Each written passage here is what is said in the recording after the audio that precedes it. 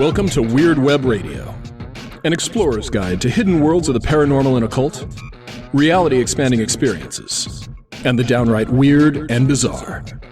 With your host, Lonnie Scott. Hey gang, welcome to another episode of Weird Web Radio. I'm your host, Lonnie Scott. In this episode, we're talking to one of my absolute favorite people ever, Patrick Keller. Patrick is the host of one of my favorite podcasts I've been a big fan of for a long time, and I hope you too find it. If you haven't heard it already, it's the Big Séance Podcast, and I'm telling you, it's one that you're going to enjoy. Patrick's style of interviewing on his own show makes everyone feel really welcome and makes it just really fun to listen to. From Patrick's bio, he is an educator, a speaker, the host, of course, of the Big Séance Podcast. He has been featured on Coast to Coast AM. I'm jealous. He's a member of the Podcast Academy. Some of his more notable guests that he's listed include Chip Coffey, Loyd Auerbach, Amy Bruni, I'm jealous again, Adam Berry, Rosemary Ellen Guiley, Troy Taylor, Lyon Playfair, Karen Dahlman, and one of the world's most investigated and celebrated mystifiers, Uri Geller. I don't think any spoons bent on that episode, but we'll have to check. He founded the Missouri Spirit Seekers, which is a paranormal research team, and he spent a lot of time experimenting with spirit communication tools and techniques, including EVP. We talk a little bit about that too, and the challenges that come along with that in the episode. And one of Patrick's passions is cemetery photography, which is yet again another thing that we talk about in this episode. And I think you'll like the insight that Patrick gets when we talk about it. I don't want to stand between you and Patrick for much longer. You can find a whole lot about him by going to bigseance.com. And of course, you can find his show streaming on all available platforms like most podcasts. Beyond that, I hope you all enjoy the show. If you want to be part of the extended conversation, come join us on Patreon at patreon.com/weirdwebradio or go to weirdwebradio.com, click join the membership. New benefits include a Discord community that is slowly growing for extra communication where everybody can get to know each other. And of course, there is always the Instagram page at Weird Web Radio and the official Facebook group, Weird Web Radio on Facebook. So enjoy the show and stay weird out there, my friends. Patrick Keller, the one and only paranerd himself. Welcome to Weird Web Radio. It is really awesome to have you here. Awesome. Thank you so much for having me. I am super pumped these days. I need as much paranerd talk every now and then to get me away from the real world. Yeah. You and I both. I don't realize just how much I miss that connection to other people, especially in the kind of conversations you and I like to have, until I'm hooked up on a Zoom call with somebody or, interviewing like this for someone from my show where there is interaction. And wow, I walk away just feeling recharged for a minute because you're right, babe. We just really need it, especially in these times. Well, and especially you and I probably, I don't know, but in my world, in my physical people around the world, there aren't too many people that enjoy discussion like this. I only get this discussion when I'm with my listeners or when I'm in an interview. So, podcasters, I think, have it, we had it a lot better than a lot of other people because if you have the technology and to connect with people and, social media groups and social media is, if we didn't have that in the middle of a pandemic when we're locked down, my husband would roll his eyes all day long if I started talking to him about this stuff. That's funny. I guess we'll start with podcasting. I wasn't sure where I wanted to begin with you, but I want to start with podcasting because this is something else I think is really important, especially as we've highlighted this pandemic kind of culture where we've all been so separated and we're trying our best through things like social media and podcasts and so on to stay connected to the people that matter to us. I think it needs to go even further. And I see a little bit of it, and I'd like to see a lot more. One of my biggest motivations for talking to you is that I've been a big fan of your show for a very long time. I also heard this concept a couple years ago called mutual flourishing. And I thought, how cool is that? That those of us in the paranormal, pagan, and occult realm of podcasting could do more to help each other, to promote each other, to just talk to each other and facilitate those open channels of communication. So when I have another podcaster on, I'm even more excited to have the conversation. But what got you to start the podcast anyway? It's taken some changes over the years, a little bit here and there. So why did it even begin? Well, I became the paranerd that I am through, what I've always called my spiritual shift. And it kind of happened in 2-year increments. That's always how I think about it in my head. In 2008 probably is about the time I started getting interested in any of this. Before 2008, I don't really remember having a passion or even questioning things like afterlife or what happens when you die or ghosts. And I didn't have those experiences growing up like many people in this niche have. And so it started off with intense reading and, watching every nerdy paranormal show out there. And then in 2010 is when I was in it so hardcore. And of course, when I get interested in things, I don't do it halfway. So 2 years later, 2010 is when I formed my paranormal investigation team, which ended up being my family. And so for 2 years, we had a lot of cool experiences and I learned a lot and I drove my family crazy because they were in it for the fun, but I was like overly serious about it. And then in 2012, again, 2 years later, is when I decided to start my blog, Big Séance. And so I was writing about what I was reading. I was discussing things that, popped up in my paranormal world. And, I look back now and I get embarrassed when I see some of those conversations because I really didn't know anything. But I was learning so much. And I still don't even sometimes I think I don't know anything, but that's what this whole process is. Well, then, as I found the world of podcasting, about 2008 is when I started listening to podcasts as well. And the only podcast for years that I listened to was Jim Harold's The Paranormal Podcast. And I would sit there and wait for the next episode. And if it wasn't there in my, I guess, iPod at the time or in my iTunes on the, computer, then I would get anxious and I would contact him and say, "Oh no, is there not an episode this week?" And and I would re-listen to episodes and I would go back and listen to the awesome old episodes. And it was actually him that encouraged me in 2014 to start my own podcast. He was offering a chance for a short while. He offered a podcasting course and I took it. I decided to take it and I went with it, and I decided to just make it an extension of my blog. And I don't really blog anymore, but it's, the blogging, 2 years of blogging and hundreds of blog posts and conversations made it really a good starting point, a good kickoff point to start a podcast. And, I don't podcast as often as I would like. It tends to be a twice a month thing. I would love for that to be my main gig, but when when you've got other responsibilities and I'm a teacher and, I'm lucky to do every other week, but I still, man, I love it. It is a passion of mine. And I also teach podcasting to my middle school students half of the day. Every day is a class called music production and technology, which I was fortunate enough to be asked to help build.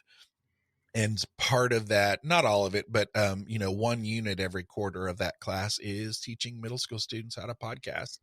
So I get to, move my passion there a little bit too. That's awesome. I didn't know you were out there teaching kids how to do it. I think it's great. Just to help, the next generation figure out how to do this. Podcasting is one of those.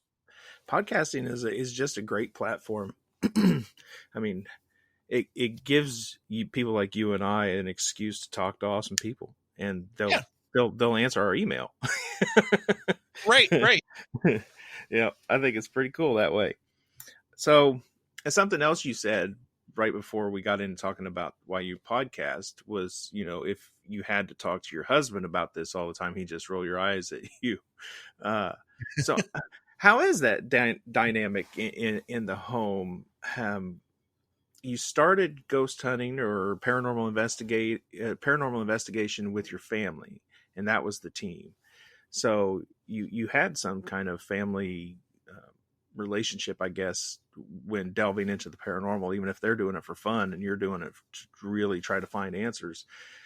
Does it have that much of a different feel now at home in your marriage?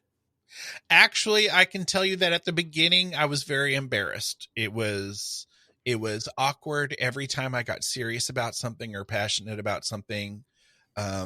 When I would do for a while, I did some serious EVP experimenting and researching that. And I did hours and hours of, like Sarah Estep and the Association Transcommunication have a lot of, if you follow a lot of their, suggestions on experimenting, that's what I did. And I would make sure that I only experimented when he was out of the house, because I was just embarrassed. Now, that also makes it better for the experiment because you know that no one's in the house when you're doing that type of thing. But also when I would be interviewing somebody for the podcast. In our previous home, I podcasted in a loft, so I was not able to close everything off, and he would sometimes be in other parts of the house, and I would just be so embarrassed because I knew it wasn't his thing. And I was a little embarrassed at that time about, having this passion and what he thought about me. And so we got in some arguments sometimes because I'm like, dude, I got an interview. Can you leave? Can you go do something? and it was really rude. But, since then he has become, and he was never rude about it himself. That was mostly me and how I interpreted things. But he has become very supportive, and he's more of a technology person than I am. I've learned a lot and can do a lot that once I learn something and figure it out, I can master it. But, he's very much my IT in the household, and he's very good with like branding and images, and he's a marketing advertising person, and so I can run to him for that. And so he goes with me to paranormal conferences sometimes now, and is like almost like my manager. Like he'll help be like, now you need to be doing this and you need to be, and I'm like, okay. So it's all good now. But I can tell you for a while, I really did, my family is helped me get started in it, and they played a big role in that spiritual shift and having somebody to talk to about it. That's cool. And when your family was part of your team, I guess was the team. Yeah. What did you guys find? Did you end up finding any of the answers you were looking for? Did your family end up finding the fun they wanted? How did that go? They had the fun they wanted. I think I also drove them nuts. They make fun of me for being the teacher of the group because I like to, kind of boss everybody a little bit. And I can tell you that I listen to evidence and things from other paranormal teams, and paranormal teams have changed throughout the years since then. it's not exactly the same. I think most paranormal teams out now are, out like they're going bowling or something. It's just like a fun event. And I insisted on only going out if we had an invitation or someone needed help. That was my goal. I was like, why would we go out and do this for fun? I'm waiting for someone to contact us who needs help. And so we didn't investigate every weekend. And once we investigated, it would take me months sometimes to go through evidence and pour through those things. And that was part of my learning in this whole niche. And I really kind of burned myself out because I was the one that was doing the evidence review. I was the one who, I tell my listeners all the time, I really am like 50% skeptical, 50%, believer who really wants everything to be paranormal. And so I fight with myself with every question I ask. I really do have like, two little elves on my shoulders who are arguing with each other. And it's annoying. I had, would toss one possible EVP around for days. And of course you're going to, I'm going to doubt it. If there's any doubt, I'm going to say, well, maybe it was my stomach or somebody else's stomach, or maybe it's when you're just dealing with audio, there are so many possibilities. And I listen to some of these teams' evidence and I'm like, how are you getting 50 EVPs in a paranormal investigation when I have one, but I'm still not sure about it because I threw all the other ones out, Yeah. I highly respect that too. I think that there should be a healthy dose of skepticism when doing these things. Not that staunch materialist atheistic kind of skepticism, I think has come to define that word for some reason, but a serious inquiry into trying to suspend automatic belief whenever you go to investigate something. I've even gone back through the rare EVPs that I've found because my goal has never been just strictly paranormal investigation. And listen to them without context and see if you can still figure out what it says. Right. Well, and a lot of times I have to throw those out because, you can't. At least I can't. Yeah, well, my favorite is when you have someone who's doing EVP research and they go ahead and classify a class A EVP, which if you look back to the original, classification that like Sarah Estep would use, and I think Jerkinson used, I don't remember exactly who it was, but you were supposed to have multiple people listen to that and have no doubt. Everybody has to come to the same conclusion. Well, someone will individually listen to an EVP and they're just sure what it says. And it'll say, like, get out. And they'll say it's a class A EVP that says get out. But then as soon as someone else listens to it, they say, well, I like pizza. So, like it's the Wild West. People need to really do their research and figure out, you just can't say that, at the same time. And I have psychics and mediums on my show all the time. I love them. I'm obsessed with that too. At the same time, because I am kind of 50-50 in my, search for the paranormal, I do think that I close myself off to a lot of things. I am constantly on a search. I've sat at a Ouija board for hours and hours over the years and never get anything. I try other techniques and I'm fascinated by them and I love talking about them, but most of the time, honestly, nothing happens.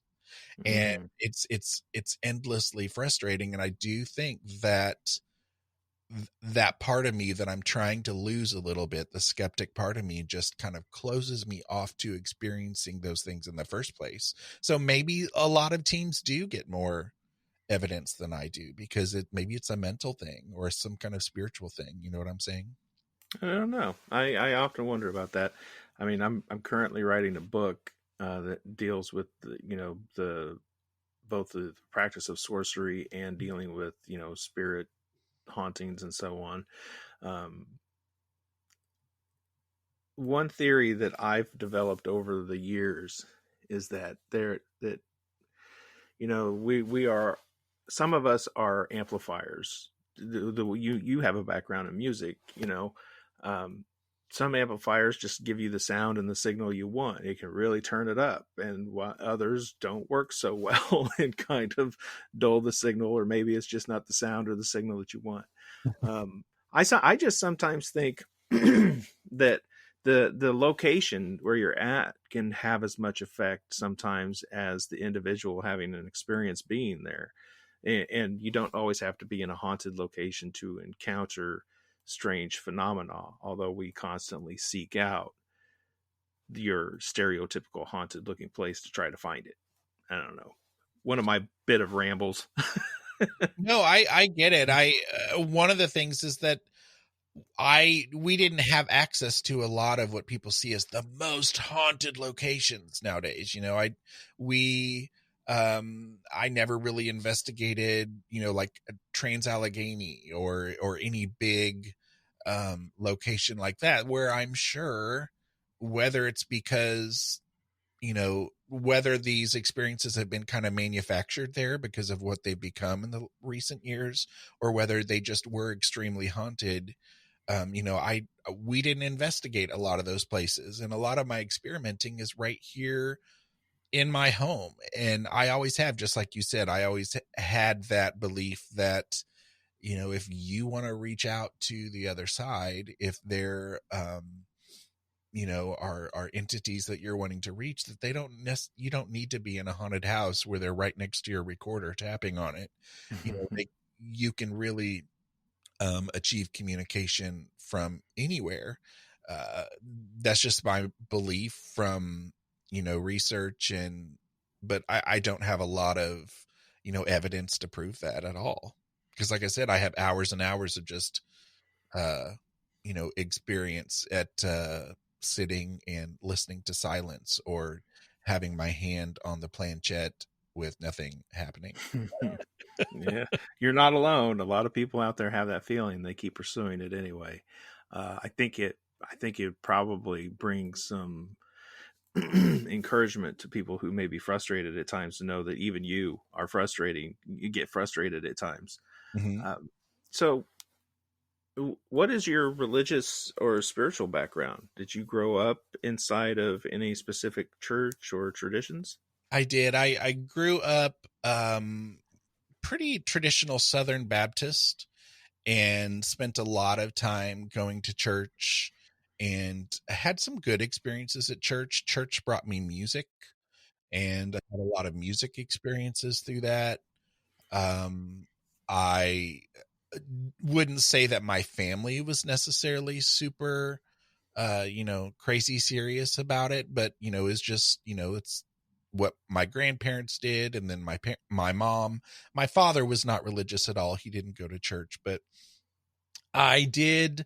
For me, it was, especially from middle school to high school, church for me was a music job. I ended up being the church pianist and got a lot of experience that way.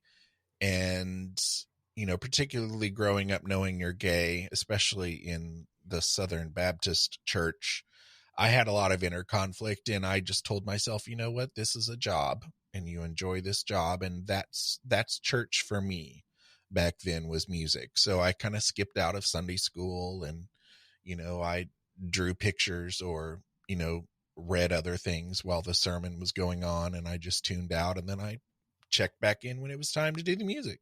And but I did, when I was a senior in high school, about the same time that I was coming out, that was the same year that do you remember the Ellen controversy, when Ellen came out on TV? Yeah. In her show, and then the Southern Baptist Convention, they made a big hoopla, and they told people to not watch.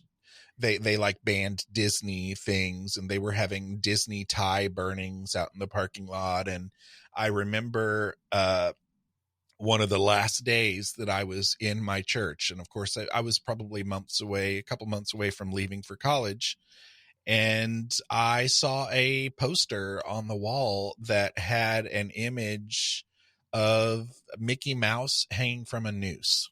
Oh my goodness. And I remember ripping that poster down, and I got in my car and I drove away for the last time. And I was like, I'm out. And so, I mean, it made it a lot easier that I was leaving for college.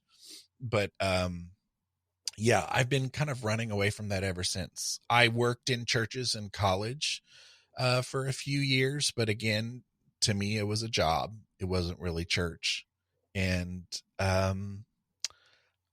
I that spiritual shift that I started experiencing and around that started in like 2008 helped me process that. Like when you start reading about the afterlife and you start seeing things about the dogma that, dogma was a big thing. It was like, oh, this isn't real. Oh, okay, I get it. It isn't real. Like everybody, it was like a huge aha moment, and my anxiety left, and I didn't fear death, and I didn't fear that, Southern Baptists are so big about, well, if you do this, you're going to hell. And if you do this, you're going to heaven, hell. And it's like, that is the most horrible thing in the world to beat into your children. Mm-hmm.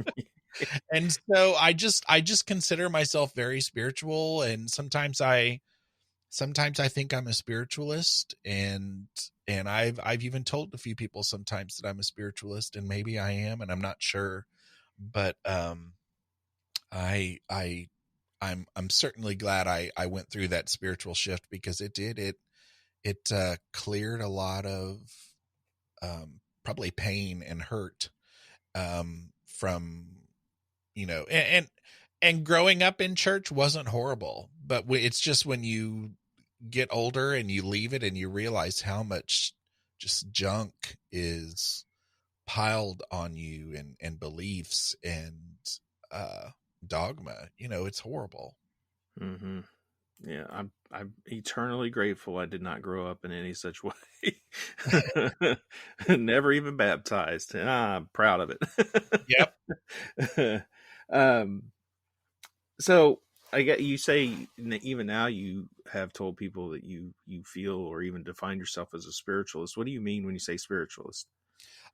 Spiritualist, like I began to learn about spiritualism, interviewing so many psychics and mediums and reading books by psychics and mediums that I love. And I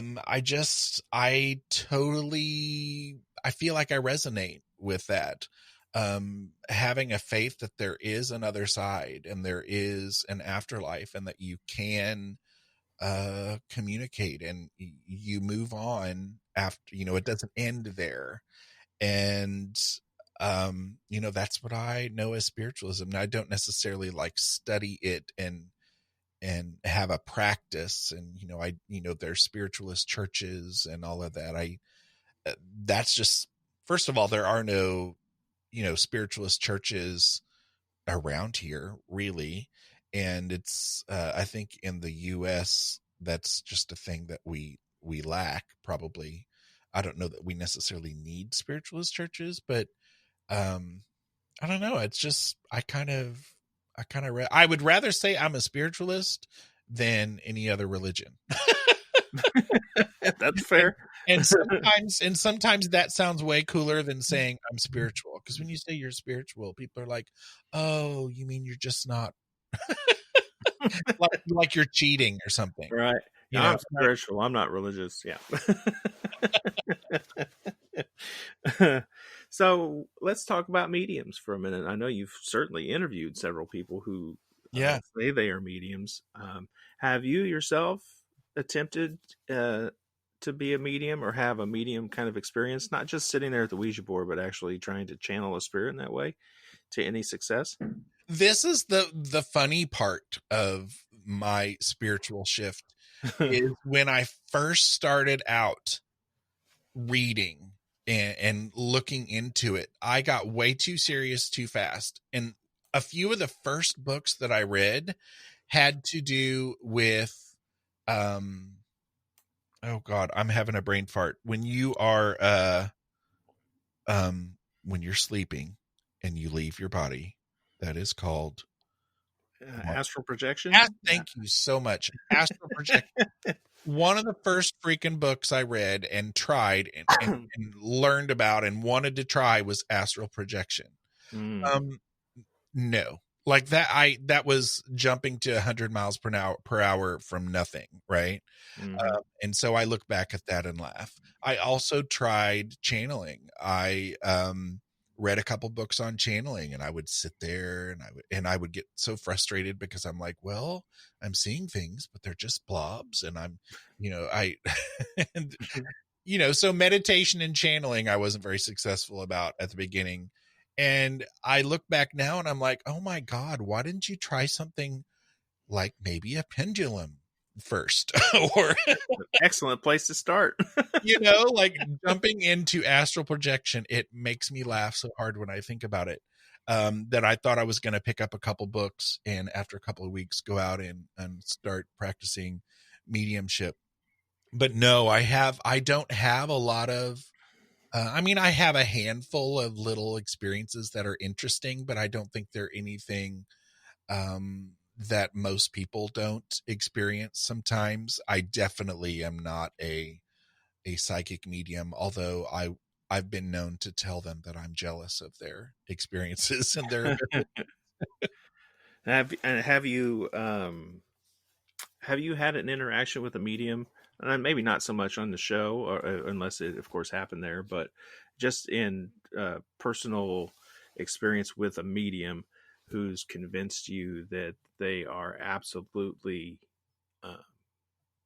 not only telling you the truth about what they're doing, but sharing with you things that there's just no way they can know. That kind of common thing people say about mediums. Okay, moment of honesty. I haven't had many experiences where, well, first of all, I haven't really had that many readings from mediums, and that would probably shock people. I think a lot of people probably think every time I interview a medium, we hang up from the conversation and I get a reading. And that it doesn't work that way, folks. Right. Yeah. And I never ask unless it's just offered. I never want to put somebody in that awkward position. But I have had a few readings, and sometimes they're offered to me after the interview. In a few cases they are. I've never been hit over the head with something that is just, mind blowing. And that makes me sad sometimes. And part of that is probably just that whole 50% of me that's very skeptical. But I do have psychics and mediums that I have a lot of trust in. And a lot of that has to do with just the character and that you from someone and reading about them. And I trust mediums more who, often I say I can't stand when a psychic medium says, no, really, this is how it is. No, that's wrong. This is how it is. And when you cross over, this happens, and then this happens. And that drives me nuts. I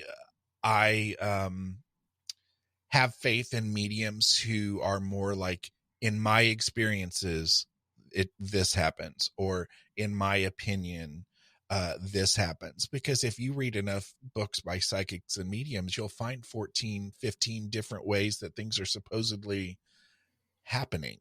And, it can't be one way 100%. So that's something that I pay attention to. And like I said, just there are some psychics and mediums that I listen to and I just believe more. And I think they're really good people as well. Not that I've never interviewed a psychic and medium that I'm like, wow, they're fraudulent and they're horrible people. So I mean, they wouldn't be on my show if that were the case. Right. But sometimes people will contact me and say, hey, do you have a recommendation for a medium? And that's hard because, first of all, I don't know a lot of mediums locally. I interview psychics and mediums from different places all over the world. And a lot of those psychics and mediums are, really in demand. And so you just don't email them and get a reading. But I also think they're probably really good everyday your neighbors and people you're connected with on Facebook that probably have some really awesome abilities, and their name isn't out there in the public. They don't have books, and they're not on TV. And, it's just hard to, because it's a fair question to be skeptical about, who you want to trust in a psychic medium. But they do fascinate me, just reading about their experiences and their thoughts and imagining what they see and what, in their opinion, what life is like on the other side, which is like one of the biggest questions I've always pondered and been fascinated about, is what is life like on the other side? What is going to happen? What cool things am I going to be doing when I get there? That's a question that has haunted humanity, I think, since the first human had the ability to think of such things. Mm-hmm. That's for sure. Be like, ugh fell down, doesn't breathe anymore. Where'd ugh go? So I know you have a history of graveyard photography, cemetery photography. Yeah. And as someone who also just admires, I don't know why exactly, cemeteries, how'd you get into doing that? What started the cemetery photography? I'm trying to remember. I first started going around with just, one of the first iPhones, that came out, and I would take photos. And for me, it's always been, a lot of people take a lot of graveyard or cemetery photography for kind of the genealogy purposes, or for me, it's just purely beauty and like chilling out in a park, and the history of it, and the older the cemetery, the longer it's been forgotten, that fascinates me. And one of my first interviews on the podcast was of a woman who is a cemetery photographer, and she's an excellent photographer. She used to have and it may still be there, she used to have a really awesome Facebook page called Historic Cemeteries. And she had a website, I think, that was like Historic Cemeteries, and I'm forgetting her name. It was like my second episode or third episode. And her photography was just amazing, like beautiful. And I kind of took a lot of inspiration from her, and I eventually got a DSLR camera and learned a little bit about how to use it and photography. And I just started finding cemeteries. Like, I can drive down a highway, and if I don't have a place I have to be on in a time frame, I can sometimes spot a tiny little cemetery off in the distance, and then it's like, and I stop and I go find it, and suddenly I'm there for hours. And that's what I do. I lose track of time. One of my coolest experiences was, there's a beautiful, huge cemetery in St. Louis, Bell Fountain Cemetery. And I went there specifically because it had snowed like the day before. And I've been there a couple times before. It's miles and miles and miles. And I went in there, and first of all, to get there in the snow was probably dangerous for me. And I don't like to go, and I'm not a person who can like get unstuck if you get stuck in a car, I'm not a typical I don't trust myself driving.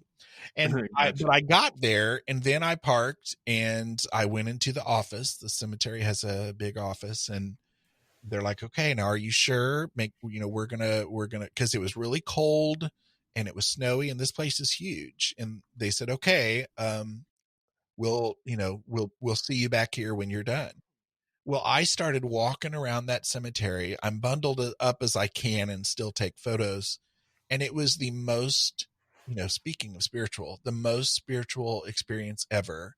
And some of my greatest photos are from that trip with snow. And I was super cold and my fingers were freezing, but I was in another place. And so I didn't feel it. Mm-hmm. And like 2 hours later, all of a sudden I see a truck plowing through these little roads. I don't know how this truck is doing it. And they come find me and they're like, okay, are you all right? I'm like, yeah, I'm good. So they drive off and I don't know how I got lost, but I didn't mind. And I'm just taking pictures of all these mausoleum doors and just amazing things. And I'm like, wow, this is going to be awesome. But I got lost and I started to get kind of panicked because I'm like, I don't know if I'm a mile away, if I'm on the other side. I had no clue where I was. And all of a sudden I just stumbled back on the parking lot in my car. I went to the office and said, okay, I'm good. Thank you so much. And it was like the most spiritual experience ever. And I've been back there 2 or 3 times. I don't know that I'd brave it in the snow, but I don't know. It's just, I can get lost in a cemetery, and it's been too long since I have just really done that. A lot of once I've been to all the cemeteries I can find around here, going back isn't as exciting. It's finding a new cemetery is what's exciting. And I also think that fall is like my favorite time to take photos in a cemetery. And I'm always waiting for fall. And then sometimes fall, is done. And I'm like, oh man, I never went to any cemeteries. But I do sometimes look back on my Flickr page or in some of my albums with cemetery photos and just stare at them and share them and reminisce about the day that I just, walked through whatever random cemetery for an hour. That's pretty cool. I know you've had these experiences where you say you've sat at the table with the Ouija board for hours and gotten nothing out of it. And maybe that's just not your medium. I think maybe you found your connection with you and your camera, or the phone's camera, or what have you. In your own words, you go to another place, you enter sort of that trance kind of mindset, and you're guided more than you are seeking. I think maybe you found your calling. You just didn't recognize it as such. That's interesting. I've never had anybody suggest that. It might be, I've always felt that if there was any kind of communication that I had a strength with, it was EVP and audio. But I never really thought about it being the photography route. I guess that's because a lot of people in this, paranormal world, when you talk about paranormal photography, they're pointing out orbs and they're pointing out different things that they're saying is, evidence of spirit in photography. And in the case of cemetery photography, that's not why I do it. I never have stopped to look for a ghost in my cemetery photography. Yeah. And I don't think you're connecting so much with, whatever a ghost may be, that Right. it still lingers and we can interact with in that way. I think you're resonating more with just the I call it kind of this gestalt of a power that seems to reside in places like cemeteries. Some people would call it a gatekeeper to the dead or something of that nature, but there's certainly a presence, I think, in these places.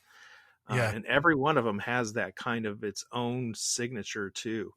I think maybe you've learned how to tune into them, or you just kind of naturally do. If I were you, Patrick Keller, I would explore that a little further. I appreciate that. I will. I'm gonna ponder that, and it's you may have inspired me to in the near future get back out there again. And I mean, it is it's like a meditation for me. People don't always have to sit and meditate, with crossed legs, and some people meditate through music or meditate driving. which sometimes seems scary, or, and maybe that's kind of, a meditation for me. I think so. Now, I'll send you a bill for that, by the way. Yeah, absolutely. Looking back on the years that you've been, investigating the paranormal, talking to people involved in the paranormal, conducting your own experiments, what would you say were some of the biggest mistakes or wastes of time? Biggest mistakes or waste of time? Gosh. Well, one of the first things I would say is arguing about it. Oh, yeah. There just came a point when, about the time I was getting burned out in it all, there came a point where I decided if I'm going to still enjoy the paranormal in this world or this field or whatever, I'm going to have to lighten up a little bit, and I'm going to have to just enjoy it for what it is and not question everything. Not everything has to be paranormal or not paranormal. And I don't have to go and search out someone else's evidence and, be the decider of whether that's legit evidence. I don't have to go out and decide if I think a psychic or medium is real, because it just is. And it's fascinating. And so I have gotten to the point where I just enjoy it. And maybe it is, maybe it isn't. Maybe, this photo of an orb that someone shows me that I instantly want to shoot down.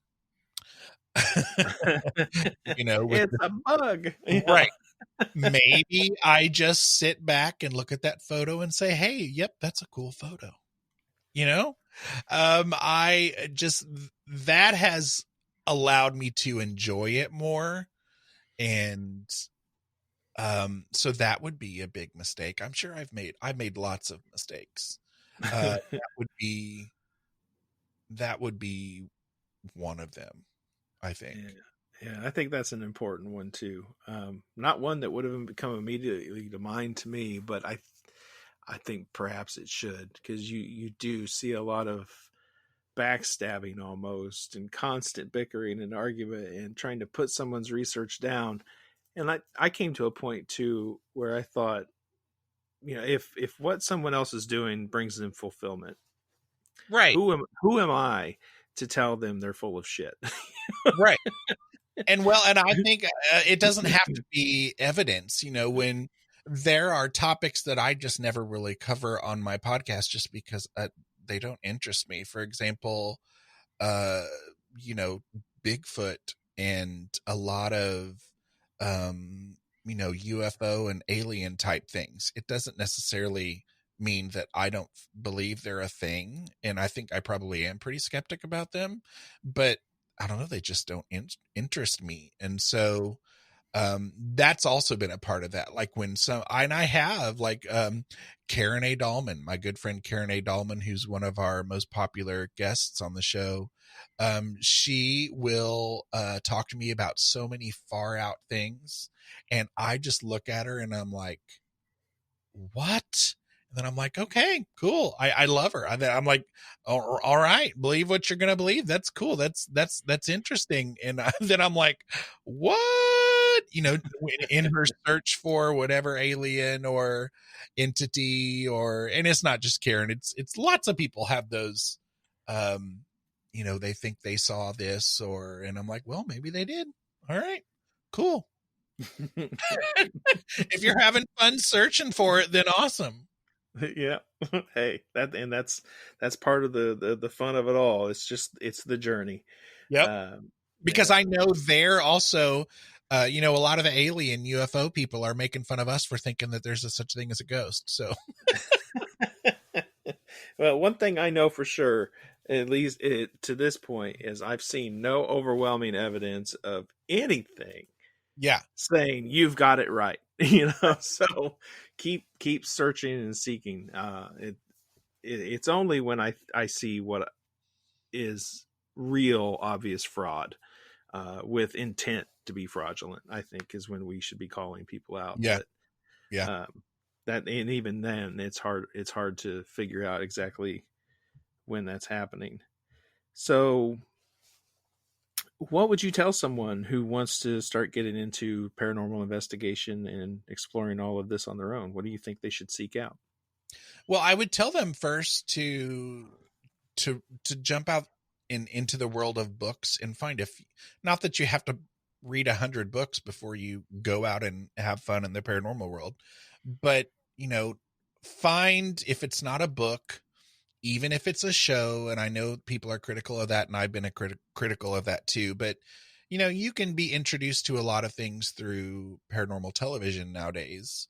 Don't necessarily subscribe to every single thing you see or believe everything you see, but it's a good starting point to kind of be inspired, and then just go out, and as long as you are respectful and thoughtful, I have never once felt like I had to go out there and curse a ghost out like some of the people we see on television, or think that I have all the answers and that I've got to cross someone over, or I sit in a quiet space in a place that fascinates you, and reach out and ask a question and sit and listen and interpret. And if you've got a recorder, awesome. If you've got a gadget, awesome. And treat whatever might be there as a human, as another human being, as a friend. And don't just ask questions like, what's your favorite color, and are you dead, and what year is it? Ask about do you have a family? What's your family like? What are your passions? Tell me about yourself, because I think you're more likely to get communication that way than can you make this light flash, which I am guilty of, and I will do every time I go out there. But there's more. There's there, you need to make the conversation worth them wanting to reach out to you, if someone is there. And it might be that no one is there, but it can be I've had some really spiritual experiences sitting in the dark, communicating with possibly nobody. You know what I'm saying? Sometimes you just get the feels, and sometimes you do get evidence, and maybe there was somebody on the other end that really appreciated the effort. Mm-hmm. Yeah. I don't know that answered your question. Oh, certainly did. You've brought up books more than once throughout the entire interview, and yet again, you're suggesting books. There are a lot of books out there, Patrick. A lot. Yeah. Not all of them equal in value. Correct. What do you have a specific book or two in mind whenever you suggest people go out and read? I guess it kind of depends, for me, paranormal, the biggest part of it is spirit communication that fascinates me. So it's going to be kind of that genre that I think about. I would totally recommend reading, The Most Haunted House in England, Harry Price, just to see, how they did things back then. It's not as different as you think about now. I would totally recommend the Skull Experiment. I forget what the book for the Skull Experiment is. I'm actually scrolling through my recommended book list right now. Oh, it's called The Skull Experiment. Is a fascinating book that's by the Skull Group in England in the 90s or the 80s. I forget. I'm not familiar with the Skull Experiment. That was the Skull Experiment. It Check that sounds out. really macabre and interesting. What is the skull experiment The about? Skull Experiment is a group of mostly mediums, like a group of 5 or 6 in a little community called Skull in England, and they met in it's basically like a development group. You know, they had like a psychic circle, and they met for the purpose of, you know, getting evidence. And of course, I'm not an expert on this, so I probably sound like a dork, but it was in you know, it was underground. It was completely, you know, closed off, and they would be in the dark, and they have all of this evidence and photos and audio and communication from this group. I forget what they called themselves, and they just tried experiments. And as they got evidence, they ended up having visitors, scientists, and you know, people are still skeptic of it, but you know, there are people, respected people, that went and experienced this and saw it, and it's some pretty good evidence. I don't know that it's 100% all truth. You know, what do we know is 100% truth, but it's pretty fascinating, and there's a whole book that covers it, and there's even a documentary that you could probably pretty easily find on YouTube. I forget what it's called. It's not called the Skull Experiment. It's the Afterlife Experiments, maybe. And it really is interesting. That would be a really good one. Also, as much as she annoys people, and she's no longer with us. What a great disclaimer. Oh yeah. Yeah. Any book by Sylvia Browne, I don't know what it is, but I can get sucked into any book by Sylvia Browne. Now, she might be lying to me the whole entire time. Yeah. But her books, especially her book Life on the Other Side, is just spectacular. But of course, there are also more historic books that have been you know, respected for a long time, that are really good. You know, Raymond Moody. But you know, I do read a lot of psychic medium books. Gotcha. Yeah. Hey, those are all great recommendations to start with. So if anybody out there is interested in getting started into the world of spirit communication, I think they'd be off to a good start. Well, Patrick, we're coming towards the end of the regular part of the show. Before we wrap that up, though, there was one other question I wanted to ask you. Something I like to ask a lot of people because it fascinates me. So when you think about people who do like legend tripping, they go out looking for the local folklore and interesting things in local places whenever they get there. Whether it is a building or an important person or a local myth, some place that you've actually lived. What would be really interesting in that regard for a visitor to track down? So, some place that I have experience with. It may not even have experience. Oh, it'd be cool if you did. Just one of your favorites: local stories, local legends, local places, something that really stands out that has, you know, that kind of relevance.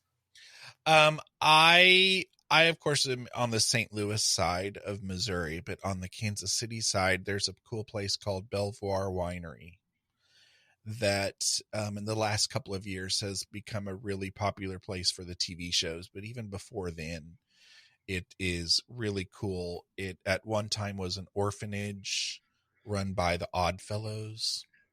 And on the property, there have also been there was an insane asylum, I believe.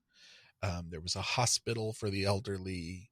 And it is, a lot of the buildings are abandoned, but the orphanage has actually been remodeled into a bed and breakfast now, and it is beautiful. And a lot of people have cool experiences there, and just the history and the story there is fascinating.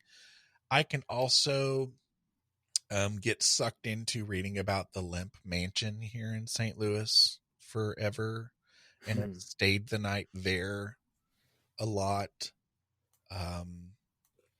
I think that's a fascinating place. What else?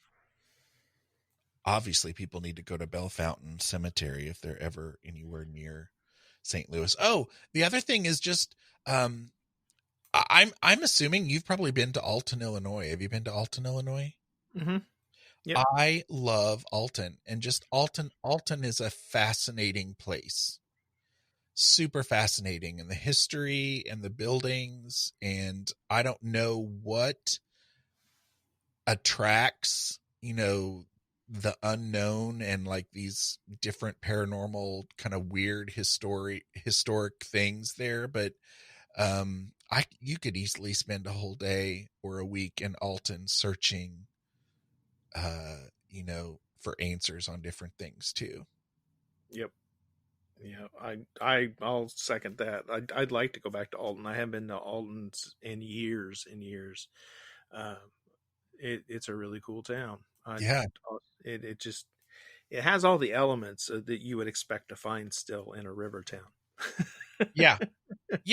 And it's, unfortunately, the little river town that I grew up in, that at one time was huge and has a lot of history. I grew up in Lexington, Missouri, Civil War battle town, and, it's shrinking, and, a highway doesn't go through it anymore. And so it's just dying and shrinking, and Alton just seems to keep booming.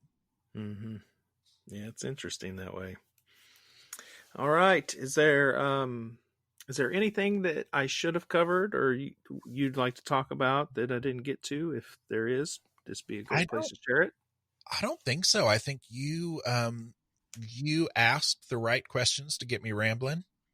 And I don't think there is. We discussed a lot of cool things, and I appreciate it. I would just, tell people, if they're interested in some of this nerdy conversation every now and then, to check out the Big Séance and go to bigseance.com.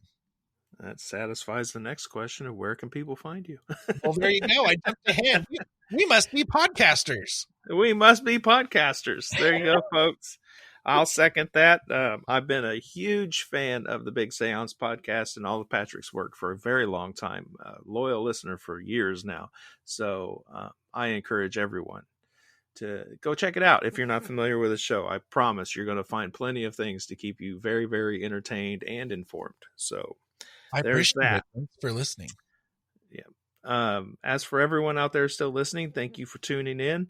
As always, we're going to head over to the Patreon portion of the show. If you'd like to hear that extended part of the conversation, please go to weirdwebradio.com, click join the membership, or go to patreon.com/weirdwebradio, and we'll see you there. Stay weird, my friends. And now it's bonus audio time. Patrick Keller, are you ready? I am ready. Bring it.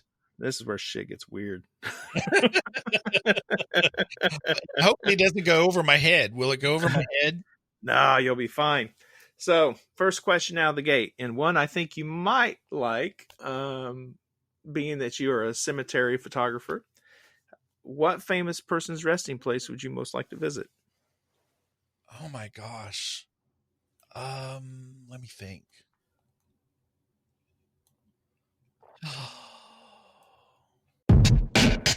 Do you want to hear how they just answered that question? What famous person's resting place would you most like to visit? That and many others, including what they think about the afterlife, what they may or may not do in cemeteries, what are their traditions, magical practices that have to do with the dead, folklore that surrounds their homes, and so much more, available for only $5. $5 a month. Even if I make more than one episode in a month, it's still just $5 a month at patreon.com/weirdwebradio, or go to weirdwebradio.com and click join the membership. You can find me on Instagram at weirdwebradio. You can find me on Facebook as Weird Web Radio, or come join the new, fun, and exciting Weird Web Radio Facebook group. Thank you again for being here. Stay weird out there, my friends.